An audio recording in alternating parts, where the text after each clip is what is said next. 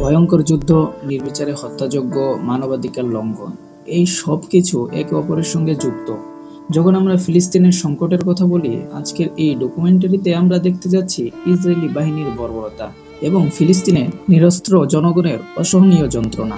সর্বশেষ 2014 সালের গাজার যুদ্ধ থেকে শুরু করে ইসরায়েল ধারাবাহিকভাবে ফিলিস্তিনের উপর আক্রমণ চালিয়ে আসছিল। তাদের আক্রমণে মানুষের মৃত্যু, শহরগুলোর ধ্বংস এবং অপূরণীয় ক্ষতির সংখ্যা দিন দিন বেড়েই চলেছে। ইসরায়েলি বাহিনী গণহত্যার মতো অভিযান চালিয়েছে, যেখানে হাজার হাজার নিরীহ মানুষ নিহত হয়েছিল। ফিলিস্তিনিরা প্রতিদিন ওই যন্ত্রণার মধ্যে জীবন কাটাচ্ছে। তাদের জীবনে ক্ষুধা, দুঃখ এবং ভয়ে দিন রাত এক হয়ে গেছে।